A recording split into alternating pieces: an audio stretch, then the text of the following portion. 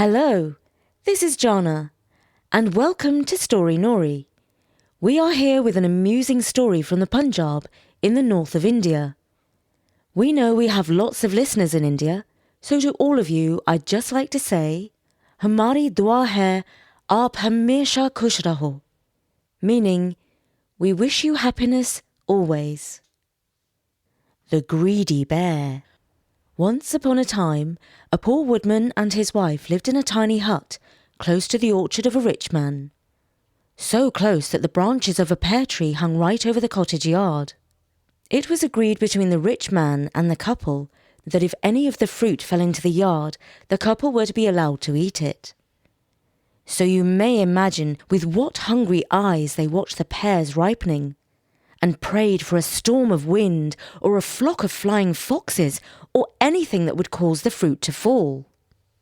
Apart from the pears, the couple did not have a rich choice of foods to eat, but they did have yellow lentils, ghee and some spices. The wife was particularly good at making this dish called dal.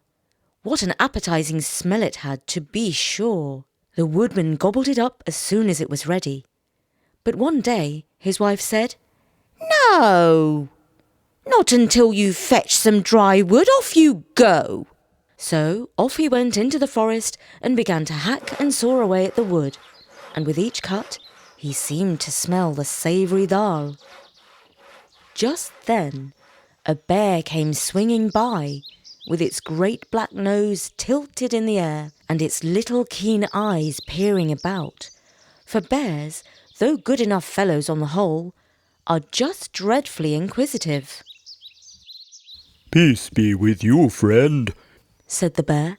"And what may you be doing with that bundle of wood?" "Well, it's for my wife," returned the woodman.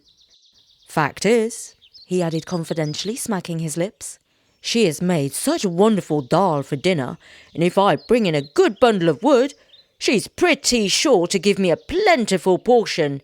Oh, my dear fellow, you should just smell that dal." At this, the bear's mouth began to water, for like all bears, he was dreadfully greedy. "Do you think your wife would give me some too, if I brought her a bundle of wood?" he asked anxiously. "Perhaps, if it was a very big load," answered the woodman craftily. Would 400 weight be enough?" asked the bear. "I'm afraid not," returned the woodman, shaking his head. "You see, dal is an expensive dish to make. You need plenty of ghee and loads of yellow lentils and...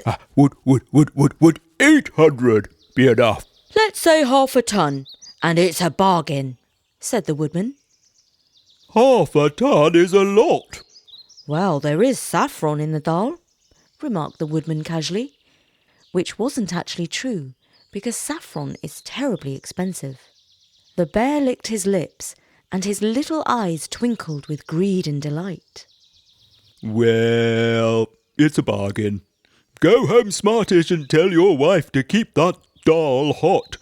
I'll be with you in a trice." Away went the woodman in great glee to tell his wife how the bear had agreed to bring half a ton of wood in return for a share of the dal.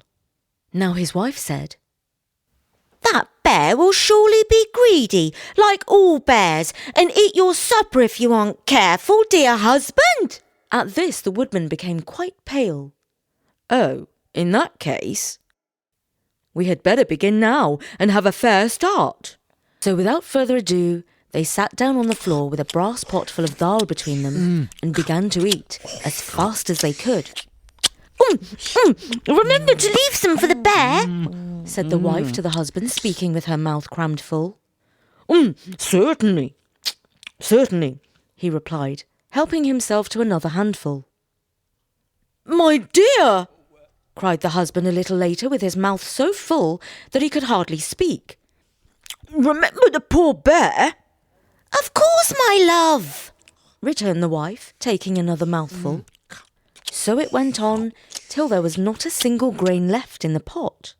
"What's to be done now?" said the woodman. "It's all your fault for eating so much." My fault, retorted his wife scornfully. Why, you ate twice as much as I did. No, I didn't. Yes, you did. Men always eat more than women. No, we don't. Oh, yes, you do. Well, it's no use quarrelling about it now, is there? Said the woodman. The dal's gone and the bear will be furious. Well, that wouldn't matter much if we could get the wood, said his wife. I'll tell you what we must do. We must lock up everything there is to eat in the house, leave the dal pot by the fire, and hide in the attic. When the bear comes, he will think we've gone out and left his dinner for him. Then he will throw down his bundle and come in. Course he will rampage a little when he finds the pot is empty, but he can't do much mischief. And I don't think he will take the trouble of carrying the wood away, do you? So they made haste to lock up all the food and hide themselves in the attic. Meanwhile, the bear had been toiling and moiling away at his bundle of wood, which took him much longer to collect than he expected. However, at last he arrived quite exhausted at the woodcutter's cottage. Seeing the brass dal pot by the fire, he threw down his load and went in. And then, mercy me, wasn't he angry when he found nothing in it? Not even a grain of rice, nor a tiny wee bit of pulse, but only a smell that was so uncommonly nice that he actually cried with rage and disappointment. He flew into the most dreadful temper. But though he turned the house topsy-turvy, he could not find a morsel of food. Finally, he declared he would take the wood away again, but as the crafty wife had imagined, when he came to the task, he did not care, even for the sake of revenge, to carry so heavy a burden. I won't go away empty-handed, said he to himself, seizing the dal pot. If I can't get the taste, I'll get the smell. Now, as he left the cottage, he caught sight of the beautiful golden pears hanging over into the yard. His mouth began to water at once, for he was so desperately hungry, and the pears were the first of the season. In a trice, he was up the wall, up the tree, and gathering up the biggest and ripest one he could find. He was just putting it in his mouth when a thought struck him. If I take these pears home, I shall be able to sell them for ever so much to the other bears, and then, with the money, I shall be able to buy some of that dal. Ha! I shall have the best bargain after all. So saying, he began to gather the ripe pears as fast as he could and put them into the pot.